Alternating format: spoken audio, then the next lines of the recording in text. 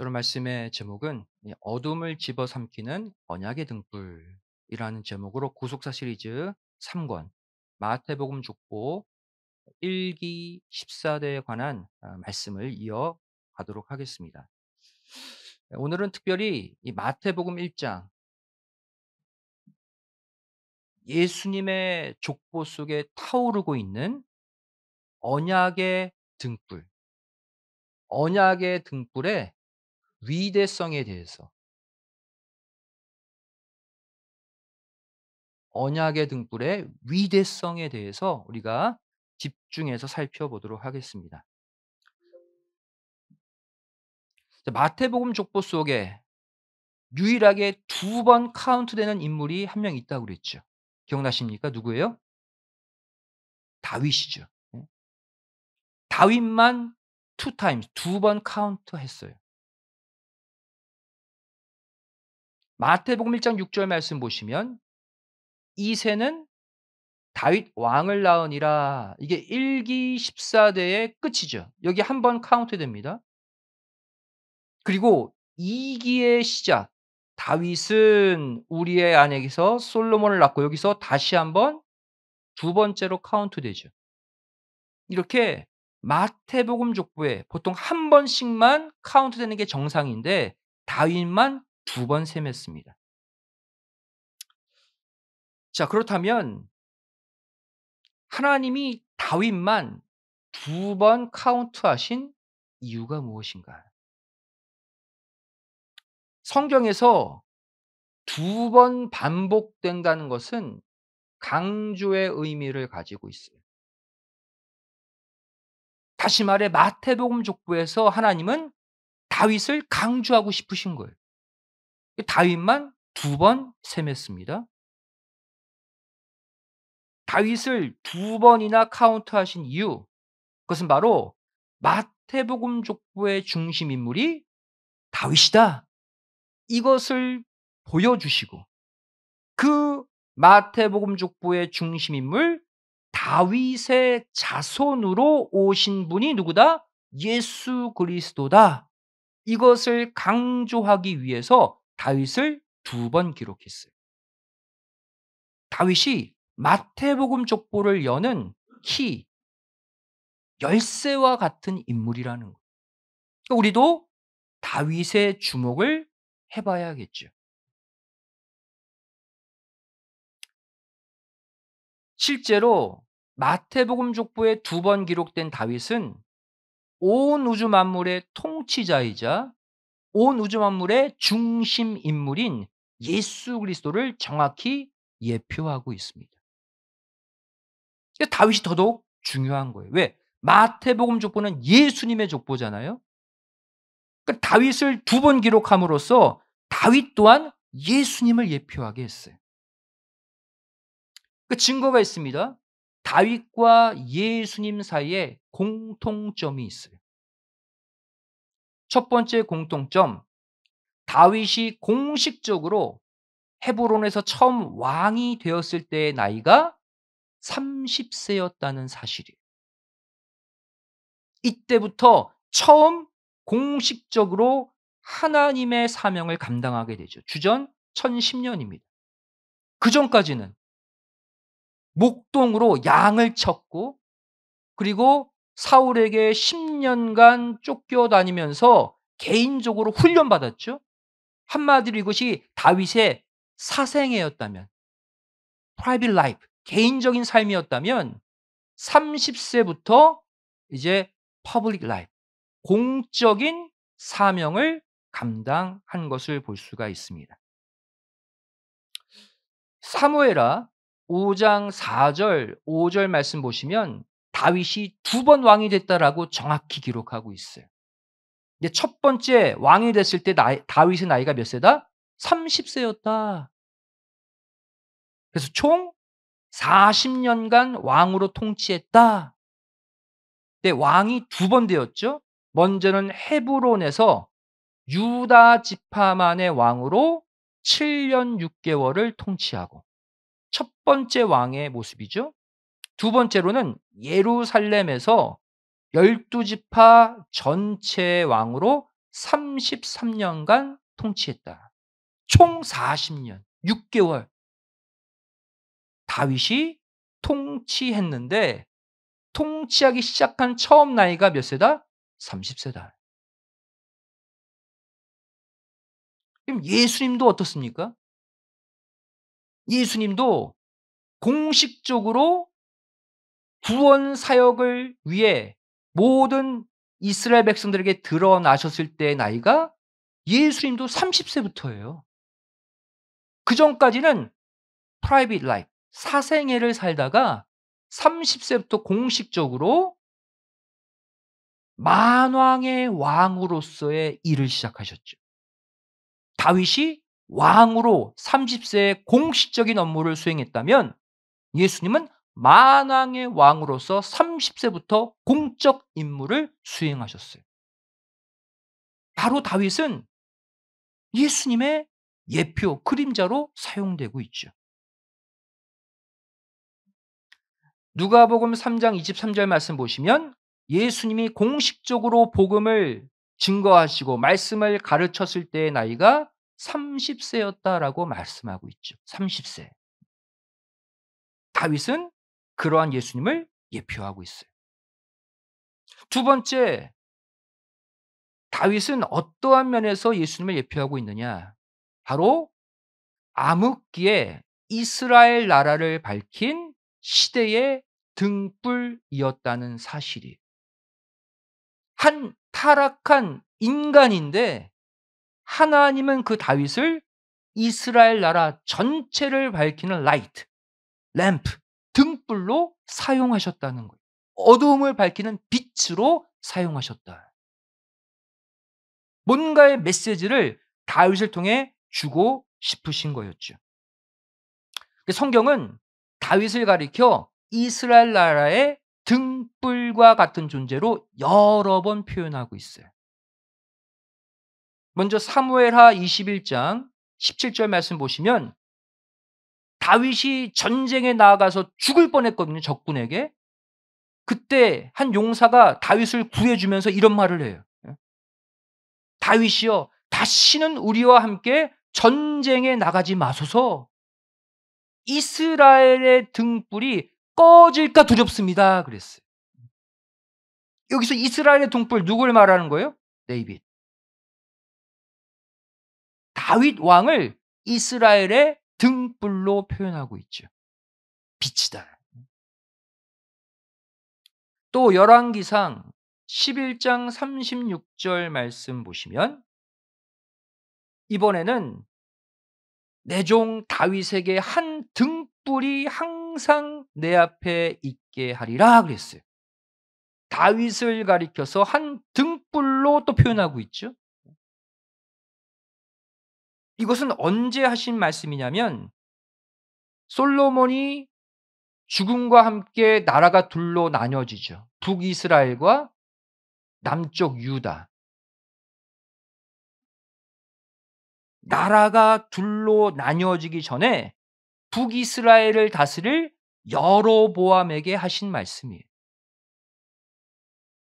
나라가 암흑 가운데 들어가요. 이제 솔로몬의 죄 때문에 이 암흑이 펼쳐질 때 이 등불의 메시지를 주셨다는 거예요. 암흑의 시기에 다윗이 등불이 될 것이다. 또 역대하 21장 7절 말씀 보시면 여호와께서 다윗의 집을 멸하기를 즐겨하지 아니하셨음은 이전에 다윗으로 더불어 언약을 세우시고 또 다윗과 그 자손에게 항상 무엇을? 등불을 주겠다고 허락하셨다. 이번에는 다윗뿐 아니라 다윗의 자손까지 항상 등불을 주겠다. 또 다윗과 등불을 연결해서 표현하고 있어요. 이때는 언제입니까? 남유다 왕 여호람. 남유다 왕 여호람의 패역 이후 하나님이 주신 말씀이에요. 희한하게도 나라가 죄 가운데 캄캄해질 때마다 나라가 암흑 속에 빠질 때마다 다윗은 등불이다. 그 얘기를 하셨어요. 등불의 역할이 뭡니까? 어둠을 밝히는 거잖아요. 낮에는 등불이 필요 없죠. 캄캄할 때 등불을 꺼내잖아요. 그래서 하나님은 이스라엘의 캄캄한 시기가 올 때마다 다윗을 등불 삼겠다라고 반복해서 말씀하신 것을 볼 수가 있습니다. 이 또한 예수님의 사역을 예표하죠. 여러분, 예수님도 죄로 인해 캄캄해진 온 인류를 밝히는 영원한 등불로 이 땅에 오셨잖아요. 다윗을 등불로 표현하면서 만왕의 왕, 어둠을 밝히러 오신 예수님을 예표케 한 거예요. 예수님이 진정한 이 땅의 완벽한 등불이죠.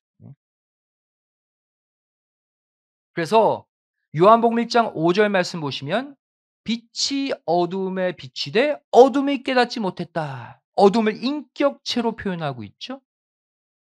그 어둠에 비친 빛 누굴 가리켜요? 예수님이 예수님. 예수님이 빛으로 어둠을 밝기로 등불로 오셨다. 또 요한복음 1장 9절 10절 말씀 보시면 참 빛, the true light, 그 세상에 와서 각 사람에게 비치는 빛이 있었다. 누구예요? 예수님이 예수님. 다윗이 이스라엘이 암흑기일 때마다 등불 역할을 했듯이 예수님은 전 세계 모든 나라에 등불로 오셨다는 거예요. 이런 면에서 다윗은 예수님을 예표하는 인물. 그래서 예수님의 족보 마태복음 족보에 다윗을 2번 카운트한 거예요. 신약 당시 보겠습니다. 예수님이 요한복음 9장 5 절에 뭐라고 말씀하셨어요? "내가 세상에 있는 동안에는 세상의 빛이라." 그랬죠. 신약 때는 한시적인 빛으로 시작하셨어요. 예수님이 계실 때는 병도 고쳐 주시고, 그죠? 죽은 자도 살리시고, 말씀으로 위로도 하시고, 빛으로 영혼들의 어둠을 밝혀 주셨잖아요. 근데 이때는 한시적인 빛이에요. 예수님이 십자가에 달려 돌아가신 이후부터는 암흑이었잖아요. 일시적인 빛으로 신약에 역사하셨다면 마지막 종말에는 계시록 21장 23절 말씀 보시면 그때는 해가 필요 없다. 왜? 어린 양 예수님이 영원한 램프 등불이시기 때문이다. 마지막 때는 예수님이라는 태양이 전 세계에 영원히 비치게 된다고 말씀하고 있어요. 그 새 하늘과 새 땅의 도래죠. 이것이 빛으로 오신 예수님의 모습이에요. 이렇게 다윗은 2번 카운트되면서 예수님을 예표하는 인물로 마태복음 족보에 사용되었습니다. 자, 그렇다면 여기서 우리가 한 가지 고민할 게 있어요. 우리가 지금 공부하고 있는 마태복음 1장 족보는 언약의 족보, 겟나오로 이루어진 족보라고 그랬죠. 겟나오의 족보는 하나님의 언약을 이루는 자들로 구성된 거룩한 족보라는 뜻이에요. 하나님의 언약을 이루는 메시아 언약을 이루는 인물들로 구성된 족보에 왜 악한 왕 여호람이 기록되었느냐? 이것을 오늘 밝히도록 하겠습니다. 왜? 다른 악한 왕들은 다 빠졌거든요. 그런데 그 모든 악을 전수해 준 원흉 여호람은 왜 빠지지 않았느냐? 언약의 족보에. 자, 보겠습니다. 마태복음 1장 8절 말씀 보시면 아사는 여호사밧을 낳고 둘 다 선왕이에요. 하나님의 뜻을 이룬 언약을 이룬 왕들인데 그다음 여호사밧은 요람을 낳고 요람은 여호람이거든요. 그리고 여호람은 우시야를 낳고라고 기록하고 있어요. 자, 그런데 잘 보시면 실제 역사적으로 보면 여호사밧, 여호람 다음에 우시야가 아니라 그다음 아하시야, 아달랴, 요아스, 아마샤가 연이어 왕이 됩니다. 근데 마태복음 족보는 이 아하시야, 아달랴, 요아스, 아마샤 다 빼버렸어요. 왜? 극도로 죄를 짓고 이스라엘을 캄캄한 어둠 속에 빠뜨린 장본인들이거든요. 그리고 하나님의 언약과 상관 있는 우시야를 바로 연결시켜 버립니다. 그러면 여호람은 선왕인가? 아니에요.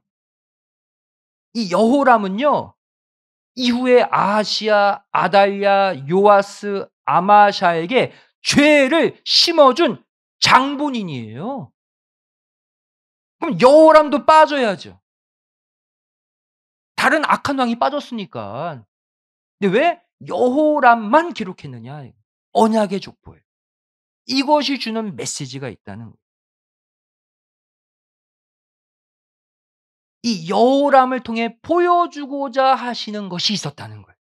이 악한 왕 여호람을 통해. 그것이 뭡니까? 아무리 캄캄한 죄악의 시대라도, 아무리 여호람을 통해 이스라엘 전체가, 남유다 전체가 악한 어둠 가운데 빠졌다 할지라도 다윗 가문의 등불을 꺼트리지 않겠다는 약속을 보여주시기 위해 악한 왕 여호람을 언약의 족보에 일부러 집어넣으신 거예요. 이해되십니까? 여호람의 죄에도 불구하고 언약의 등불이 꺼지지 않았다. 여호람의 죄에도 불구하고 예수님의 족보가 단절되지 않았다. 이것을 보여주기 위해 여호람만 기록한 거예요.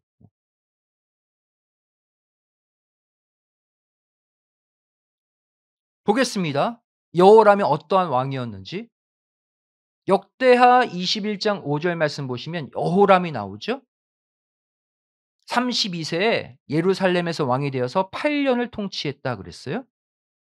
이제 이어지는 21장 6절 말씀 보시면 저가 여호와 보시기에 악을 행했다. 악한 왕이에요. 하나님의 뜻을 거역하는. 왜? 아합의 딸 아달랴와 결혼했거든요. 그래서 온갖 우상을 섬기고 선지자들을 핍박하고 백성들을 탄압했던 자가 여호람 왕이에요. 악한 왕입니다. 그런데 우리가 아까 읽었죠. 그다음 구절 보세요. 여호람이 이렇게 악함에도 불구하고 하나님이 왜 그 대를 끊어버리시지 않았느냐.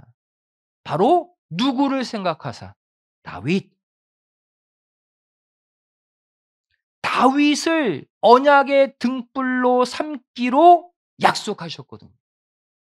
후손들이 캄캄한 죄를 짓는다 할지라도 다윗을 생각해서 언약의 등불을 후대에도 꺼트리지 않겠다고 약속하셨기 때문이라는 거예요.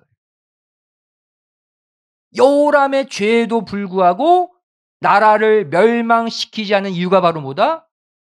다윗과 그 자손에게 항상 소망의 등불을 주시기로 약속하셨기 때문이다. 여호람의 죄에도 불구하고 다윗과의 언약을 기억하사 이스라엘의 등불을 꺼트리지 않고 대를 유지시켜 주겠다는 거예요. 여러분, 이 메시지를 압축해서 보여주고 있는 것이 바로 뭐예요? 마태복음 1장 메시아 언약대로 대가 흘러가는 마태복음 족보에 기록된 여호람의 이름이에요. 이 이름이 보여주는 건 뭐예요? 여호람이 잘해서 기록된 게 아니라 여호람의 죄에도 불구하고 예수님의 족보는 끊어지지 않고 예수님을 오게 했다. 다윗의 꺼지지 않는 언약의 등불을 기억하사 여호람의 죄에도 불구하고 그 대가 이어졌다라는 것을 보여주기 위해서라는 것이죠. 그래서 이 언약의 족보, 마태복음 족보, 또 겟나오 족보에는 크게 두 종류의 사람으로 이루어져 있습니다. 이 족보는요. 첫 번째, 하나님의 뜻을 이루는 언약의 인물들이죠. 이게 대부분의 마태복음 족보의 사람들이에요. 대부분 예수님의 메시아 언약을 잇는 사람들로 다 기록해 놨어요, 마태복음 족보는. 겟나오라는 단어를 쓰고 있죠. 그런데 거기에 또 어떤 존재가 나옵니까? 하나님의 뜻에 반하지만, 거역하지만 하나님의 언약의 신실성을 드러내기 위해 사용된 악인도 기록했다는 거예요. 대표적인 인물이 누구예요? 여호람.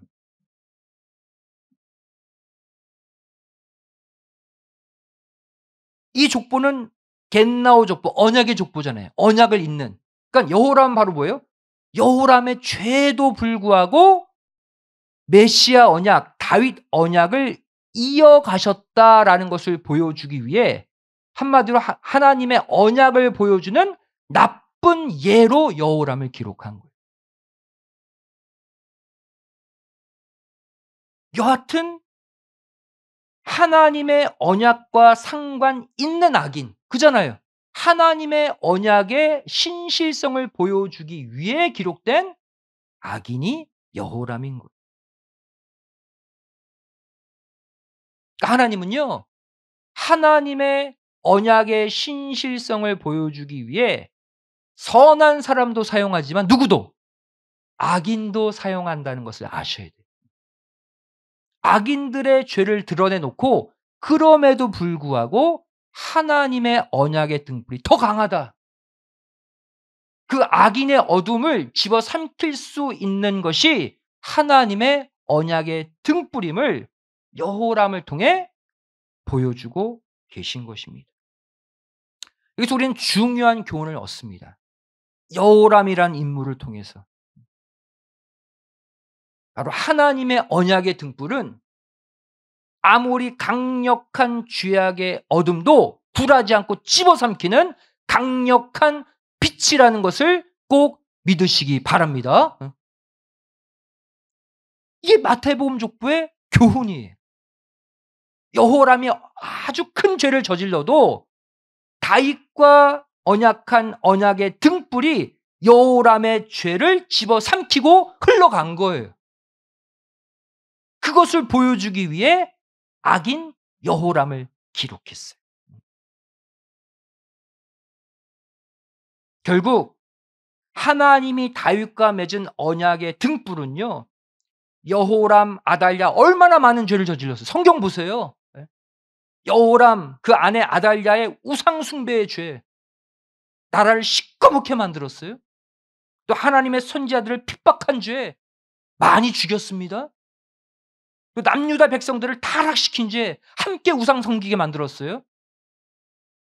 근데 다윗과 맺은 언약의 등불이 이 여호람의 수많은 죄악을 다 뚫고 지나가서 결국 다윗의 자손으로 메시아 예수님을 탄생하게 만들었다는 사실이 하나님의 언약의 등불의 빛이 어둠을 뚫고 전진한다는 것을 여호람이라는 인물을 통해 보여주고 계십니다.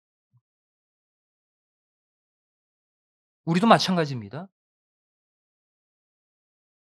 우리도 다윗처럼 하나님의 언약의 말씀을 굳게 붙잡을 때 내 안에도 언약의 등불이 환하게 켜지게 돼요. 그리고 하나님은 이 언약의 등불로 나 자신뿐 아니라 내 자손 대대로 환히 비춰 주심을 믿으시기 바랍니다. 내가 하는 게 아니에요. 내 속에 말씀의 등불이 이 일을 일으키세요. 결국 다윗의 언약 신앙의 등불이 후손들의 죄악을 다 집어삼키고 메시아가 오는 길을 환히 밝혔듯이 여러분 걱정하지 마세요. 내 안에 하나님의 언약의 말씀을 굳게 붙드는 순간 먼저 내 안에 언약의 등불이 환히 켜집니다. 설사 내 자녀, 내 자손들이 어둠 속에 갇혀 있다 할지라도 걱정할 필요가 없어요. 그래서 내가 품고 있는 언약의 등불이 그 모든 자자손손의 어둠을 다 뚫어낼 줄로 믿습니다. 그 어둠들 다 집어삼키고 자자손손 빛의 인생으로 말씀이, 언약의 말씀이 다 바꾸어 주심을 꼭 믿으시기 바랍니다. 여러분, 말씀만 붙잡으세요. 다윗처럼 하나님과 언약의 등불 매주세요. 그 언약을. 그러면요, 자자손손 잠깐 삐끗해도, 잠깐 엇나가도 그 언약의 등불이 자녀들의 마음속을 파고 들어가서 다 빛의 자녀들로 바꾸어 주심을 믿으시기 바랍니다. 우리가 바로 그 마태복음 족보의 주인공들이 되는 거예요.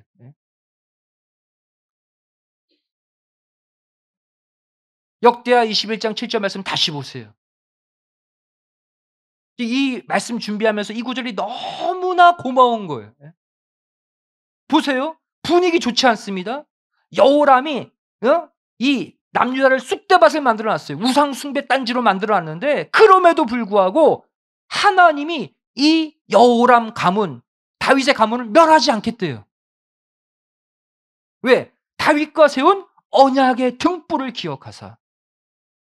다윗과 아무리 너의 대대에 어둠이 깔린다 할지라도 등불을 내가 언약을 등불 삼아 다 밝혀주겠다 약속하셨기 때문이라는 거예요.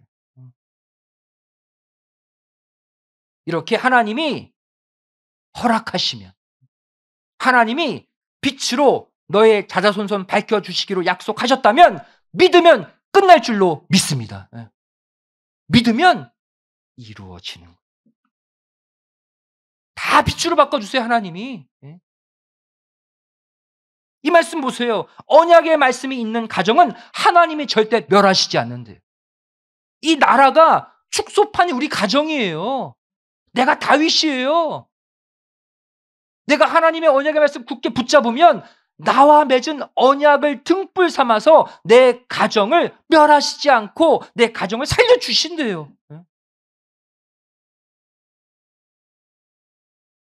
여러분, 결국 내 속에 활활 타오르는 언약의 등불은 내 어두운 마음만 밝힐 뿐 아니라 그동안 나를 아프게 했던 모든 상처들을 다 싸매시고 고쳐주심을 믿으시기 바랍니다. 어두운 마음만 밝게 하는 게 아니라 치료도 하시는 것이 언약의 등불의 위력이에요. 치료까지 하셔요. 왜 이 등불은 모든 연약함, 상처까지 치료할까요? 이 등불은 보통 등불이 아니라 완전수, 칠수의 등불이기 때문이에요. 세상의 등불은 다 못 밝힙니다. 곧 꺼져요. 근데 언약의 등불은 칠수의 등불이에요. 완전수의 등불이에요. 어둠을 완전히 끝장내는 등불이에요. 이사야 30장 26절이 이 언약의 등불의 위력을 말씀하고 있어요. 우리 믿음으로 읽을 때 이 말씀이 내 가정을 완벽하게 어둠을 집어삼킬 줄로 믿습니다. 이 말씀 믿음으로 읽겠습니다. 시작. 여호와께서 그 백성의 상처를 싸매시며 그들의 맞은 자리를 고치시는 날에는 달빛은 햇빛 같겠고 햇빛은 칠배가 되어 7날의 빛과 같으리라. 아멘. 이게 뭐예요? 언약의 등불이 이러하대요. 언약의 등불이. 언약의 등불의 실체는요, 내 모든 상처까지 다 싸매세요. 이 땅의 수많은 일들로 얻어맞은 자리 다 고쳐주신대요. 그 빛의 실체가 바로 뭐예요? 햇빛보다 7배 더 밝은 칠수의 빛. 7날의 빛. 완전수의 빛. 이것이 바로 내 가정을, 내 직장을, 내 건강을 다 빛으로 바꾸고 회복시키는 언약의 등불의 위력인 줄로 믿습니다. 오늘 받은 이 언약의 말씀을 등불 삼아서 다시 여러분 마음에 언약의 등불을 활활 타오르게 하시기를 바랍니다. 그러면 나는 못하지만 내 속에 언약의 말씀이 내 가정을, 내 자녀를, 내 직장을, 내 건강을, 내 주변 모든 사람들을 밝혀주시고 싸매어주시고 고쳐주시는 생명의 역사가 일어날 줄로 믿습니다. 이 말씀 가지고 남은 3일 승리하시기를 주님의 이름으로 축원드리겠습니다. 기도하시겠습니다. 사랑하신 아버지 하나님 감사드립니다. 저희들에게 영원히 꺼지지 않는 언약의 등불, 구속사 시리즈 3권의 핵심 메시지를 다시 한번 우리 마음에 빛으로 심어 주심에 감사드립니다. 저희를 신령한 다윗들이 되길 원합니다. 이 땅의 재물, 이 땅의 명예, 이 땅의 권력을 붙잡는 것이 아니라 영원히 꺼지지 않는 이 땅의 모든 어둠을 밝히는 언약의 말씀을 등불 삼아 살기를 소원합니다. 비록 내 가정, 내 자녀, 내 주변 환경에 어둠이 있다 할지라도 우리가 다윗이 되어 하나님과 함께 언약의 등불을 환히 밝힐 때 그 언약의 빛이 내 가정의 어둠을 뚫고 자손 대대로 하나님의 생명의 언약이 전수되는 신령한 다윗의 가문들이 되게 하여 주시옵소서. 이 말씀 믿고 출발합니다. 이번 한 주 7배 더 밝은 완전수의 빛으로 우리의 삶을 환히 밝혀 주시옵소서. 감사드리오며 예수님의 이름으로 기도드리옵나이다. 아멘. 함께 하겠습니다.